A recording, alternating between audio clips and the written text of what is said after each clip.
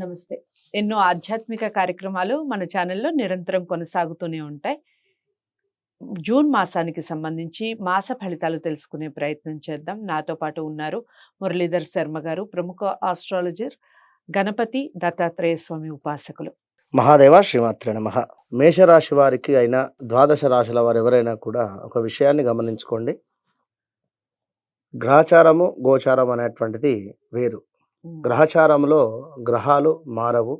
గోచారంలో మాత్రమే గ్రహాలు అనేటువంటివి మారుతూ ఉంటవి. గురువు గారు సంవత్సరానికి ఒకసారి, అదేవిధంగా శనిగ్రహము 2.5 సంవత్సరాలకు ఒకసారి, ఈ యొక్క బుధుడు 15 డేస్కి ఒకసారి, చంద్రుడు 2.5 డేస్కి ఒకసారి, ఇలా ట్రావెల్ చేసేటువంటి పరిస్థితి ఉంటుంది. కనుక మీరు పుట్టినటువంటి యొక్క ఇయర్ ఏదైతే ఉందో సమయానికి ఒక లగ్నం అనేటువంటిది ఏర్పడుతుంది.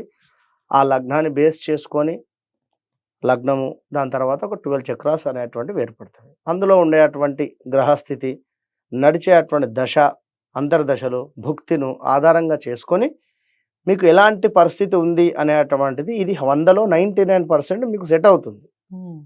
మరి మాకు డేట్ ఆఫ్ బర్త్ లేదు, లేదా మాకు సమయం గుర్తులేదు, మరొకటి లేదు అని అనుకునేటువంటి వారికి ఈ గోచార రీత్యా చెప్పేటువంటివి మీకు ఒక 35 to 40% మాత్రమే సెట్ అవుతుంది అనేటువంటి విషయాన్ని మీరు గమనించుకోండి. ఎందుకు అంటే ఇప్పుడు వెనుకటి కాలంలో ఖచ్చితంగా కూడా ఫలానా సమయంలో అబ్బాయి కానీ అమ్మాయి కానీ జన్మించింది అంటే ఏం జన్మనామం వచ్చింది, ఏ అక్షరాల మీద పేరు పెట్టాలి, ఫలానా అక్షరాల మీద పేరు, అంతే. అలా ఆ విధంగానే పెట్టేటువంటి వారు. ఇప్పుడు ఆ విధంగా లేదు.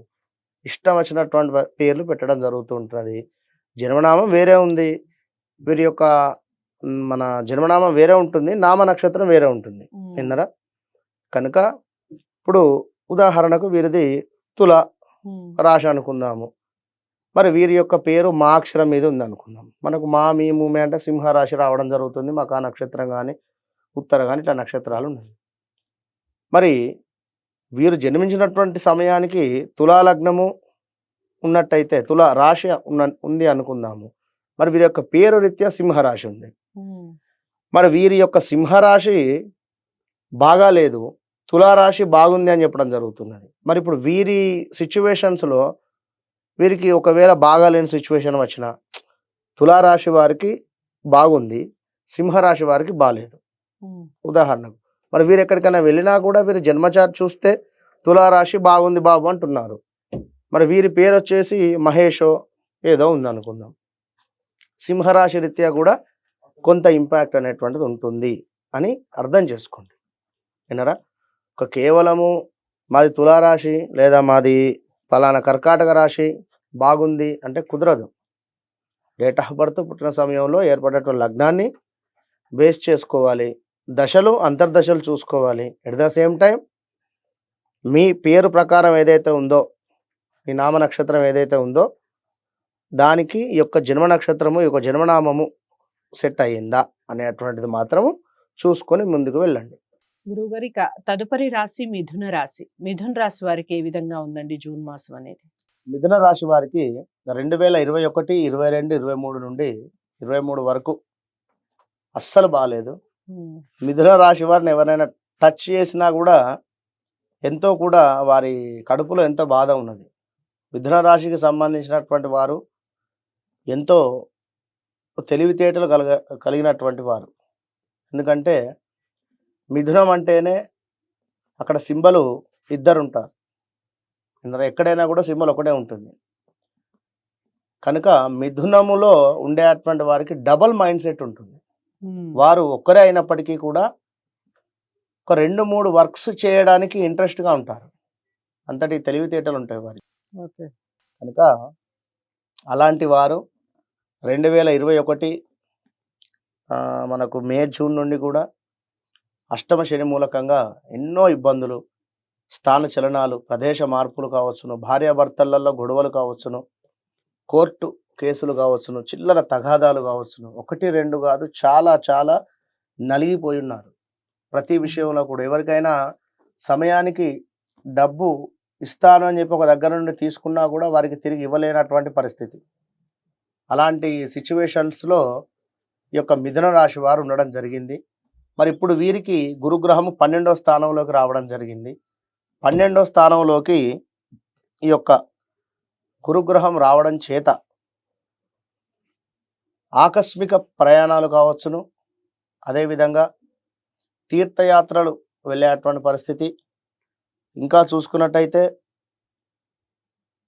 ఏదో రకమైనటువంటి ప్రమాదాలు, వీరి పేరు మీద ఉండేటువంటి వాహనాలకు ఏదైనా ప్రమాదం కావచ్చును, లేదా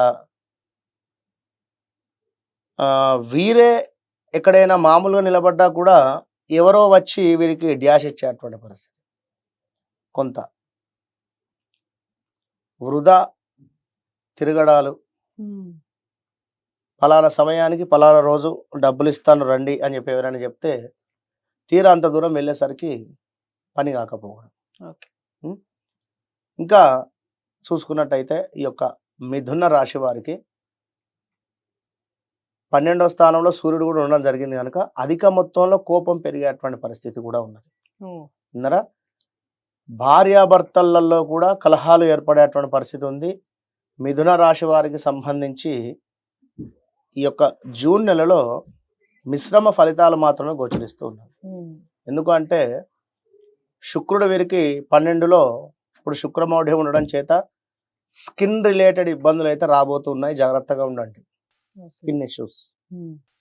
అదేవిధంగా డబ్బులు మీరు ఎవరికన్నా ఇచ్చేది ఉంది అనుకుంటే కాస్త గొడవలు అయ్యేటువంటి పరిస్థితి అయితే గోచరిస్తుంది, జాగ్రత్తగా ఉండండి. మరి కుజుని దృష్టి మీ యొక్క 2వ స్థానం మీద పడడం జరుగుతున్నది కనుక దాని వలన మాటలతో ఇబ్బందులు ఏర్పడేటువంటి పరిస్థితి ఉంది. మాట్లాడేటప్పుడు ఆచితూచి మాట్లాడాలి తప్పకుండా. కూడా మిథున రాశి వారికి శని దృష్టి వలన మీ యొక్క తమ్ముడు కావచ్చును, చెల్లె కావచ్చును, వారి నుండి కొంత సహాయము లేదా ఏదైనా మాట సహాయం కానీ లేదా డబ్బు సహాయం కానీ ఎలాంటిదైనా కూడా పొందే అవకాశం అయితే ఉంది.